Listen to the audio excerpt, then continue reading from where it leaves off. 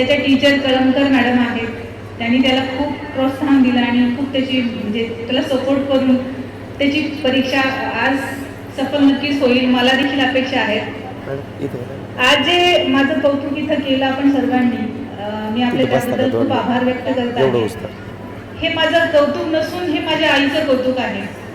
प्रत्येक मुलीच्या मागे, तिच्या सक्सेसच्या मागे एक हात असतं ना आपण, ते तसं माझ्या आईचं आणि वडिलांचं हात होतं.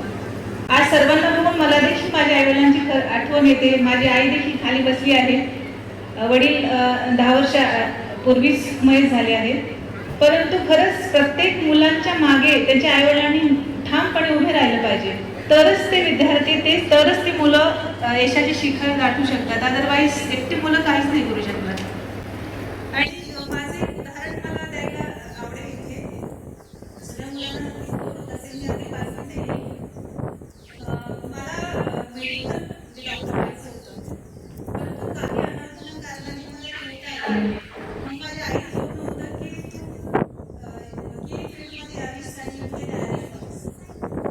ते माझ्या आईचं स्वप्न होतं आणि मी त्याच आईच्या स्वप्नाला साकार करण्याच्या विचारात सदैव असायचे.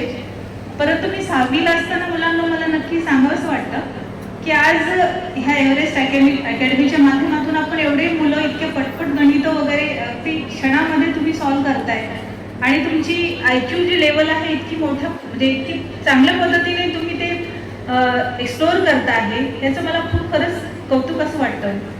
माझ्या अगदी 10-15 वर्ष आधी जे मी 5वी 6वी 10वी 12वीच्या होते तेव्हा हे सर्व नव्हतं. त्यामुळे माझं एक उदाहरण मी नक्की द्यायला मला आवडेल, याच्यासाठी आवडेल की मी आज जर माझा मुलगा जरी इथे कॅप्टन किंवा असं काही तुमचे आहे जास्त मार्क्स जरी नाही मिळवले तरी मी त्यात समाधानी आहे. म्हणतात ना, failure is a first step of success. कधीही फेल्युअर आल्यानंतरच त्या यशाकडे धावता येतं. पुढे पाऊल टाकण्यासाठी आधी मागे एक पाऊल घ्यावं लागतं. तर मी 6वीत होते तर मला नक्कीच सांगावंसं वाटतं, मी ते याच्यासाठी सांगते आहे की आज ज्या मुलांना नाही ते टार्गेट नाही करू शकले तर त्यांनी ते नाराज नाही होत किंवा ते निगेटिव्हिटी मनामध्ये आणू नका. कारण मी 6वीला होते. आपल्या सर्वांना खूप ते हसण्यासारखं वाटेल माझं उदाहरण द्यायला. मी याच्यासाठी आज देते आहे की त्या लेवलची विद्यार्थिनी आज न्यायाधीश म्हणून आपल्या समोर उभी आहे. तर आपल्या प्रत्येकामध्ये एक गुण असतो, त्याची ओळख आपणच निर्माण करून घ्यावी लागते आणि त्या ओळखावं लागतं आणि त्या जोरावर आपण पुढे जातो. विद्यार्थी आपल्या स्वतःमध्ये आपली किती क्षमता आहे आणि आपण काय करू शकतो हे जोपर्यंत ओळखणार नाही तोपर्यंत अशक्य आहे ते. मी 6वीला होते आणि थोडीशी गोंधळ घालत होते मी क्लासमध्ये आणि मुलांना आपल्यासारखंच मी देखील त्याच वयाची 12-13 वर्षाची होती आणि क्लास चालू होते. तर मी याच्यासाठी सांगते मुलांना की विद्यार्थ्यांना शिक्षक जे आहेत ते खरंच खूप मेहनत घेत आहेत आणि ज्ञान जे आहे ना ते आपल्याला पैशाच्या स्वरूपात नाही मिळत. म्हणून विद्यार्थ्यांना एक विनंती मी करावीशी वाटते की पालक जे सांगतायत त्यापेक्षा दुपटीनं तळमळीनं शिक्षक सांगत असतात आणि त्यांना आपण फॉलो केलं पाहिजे. त्यांची प्रत्येक गोष्टी आपल्या आपण मनामध्ये ते बसवल्या पाहिजे, आपल्या विचारधारामध्ये आपण ते ठेवल्या पाहिजेत. तर मी 6वीला होते आणि लेक्चर सुरू होता आणि मी थोडंसं गोंधळ घालत होते आणि मी एकटीच गोंधळ घालत होते असं नाहीये, 2-3 विद्यार्थ्यांना परत त्रास देऊन गोंधळ घालत होते. ते सरांच्या लक्षात आलं. मग सरांनी शिकवत असताना त्यांना लक्षात आलं आणि ते कुठेतरी डिस्टर्ब झाले सर. त्यांनी मला उभं केलं आणि सर असं बोलले की मला सांग, मी तुला एक प्रश्न विचारतो, तुझं लक्ष नाही आहे आज. मी म्हटलं सॉरी सर, मी तर लक्ष देतेच आहे, परंतु सरांना नक्कीच कळलं की नाही हिचं लक्ष नाही आहे आणि खरंच माझं लक्ष नव्हतं. तर तेव्हा सरांनी मला एक पनिशमेंट, जस्ट एक पनिशमेंट होती, परंतु ती पनिशमेंट मी आज न्यायाधीश झाल्यानंतर देखील विसरू शकत नाहीये आणि विसरली नाहीये आणि मी आपल्याला ते उदाहरण सांगते माझं.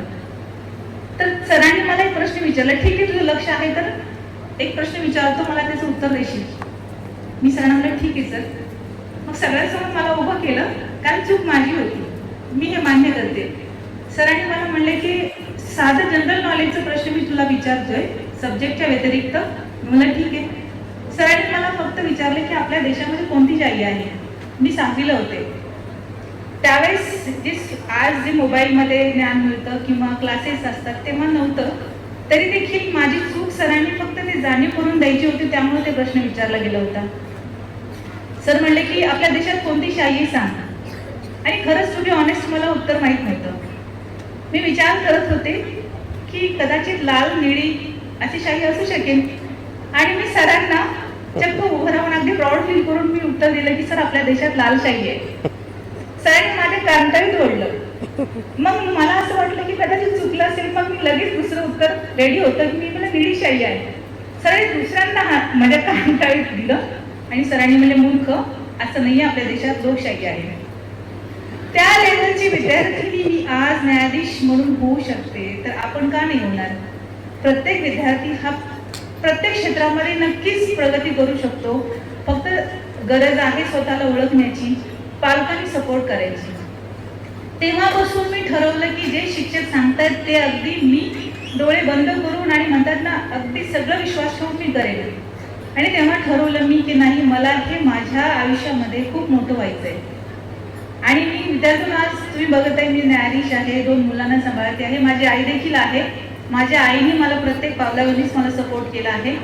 फॅमिली मी विशेषतः सांगेन, मुलींबद्दल सांगेल की मुलींच्या आईवडिलांनी, आणि आज गरज आहे मुलांची ऑब्व्हियसली, परंतु मुलींना प्रगती करू द्या, त्यांना पुढे येऊ द्या, तिला शिकू द्या, तिच्या प्रत्येक पावलावेळी आईवडिलांनी सोबत राहू द्या. आजचं वातावरण जे मी न्यायालयात पाहते आहे, समाजामध्ये खूप गलिच्छता वाढलेली आहे. याला आपण नाही टाळू शकत. प्रत्येकाची मनस्थिती आपण नाही चेंज करू शकत. आपण आपल्या सेफ्टीसाठी म्हणा, आपण आपलीच काळजी घेऊ शकतो, आपल्या पाल्यांची काळजी घेऊ शकतो. त्यामुळे माझी एक विनंती आहे प्रत्येक पालकांना की आपल्या मुलांना शिकू द्या, त्यांना त्यांच्या फेल्युअर असू द्या. आज कमी मार्क्स मिळतील, कदाचित तो टार्गेट नाही अचीव केला असेल, नेक्स्ट टाइम तो नक्कीच करेल. म्हणतात फेल्युअर हे फर्स्ट स्टेप आहे सक्सेसचा. त्यामुळे मी देखील आज माझ्या मुलाला जेवढे मार्क्स पडते त्यामध्ये मी खरंच समाधानी आहे.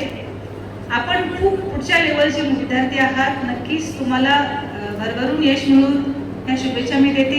आणि पालकांना विनंती करते की आपण आपल्या मुलांच्या फेल्युअरमध्ये असो सक्सेसमध्ये असो प्रत्येक ह्याच्यामध्ये सोबत राहा. त्यांना खरंच एक फॅमिलीची सपोर्ट असते, मुलं तरच पुढे जाऊ शकतात, अदरवाईज नाही जाऊ शकतात. Thank you so much.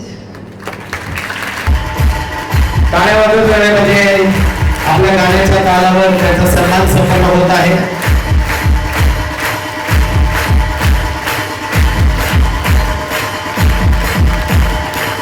आज या सोहळ्याच्या निमित्ताने मी एव्हरेस्ट अबॅकस अकॅडमीच्या मार्गदर्शिका डॉक्टर कल्पना अशोक गडकर कारणी यांना विनंती करतो, आपण आणि मॅडमने मिळून आणि झांबरे मॅडमने मिळून त्याचा सन्मान करायचा आहे. टाळ्या वाजत राहिल्या म्हणजे आपल्याला कळलं की हा सत्कार टाळ्या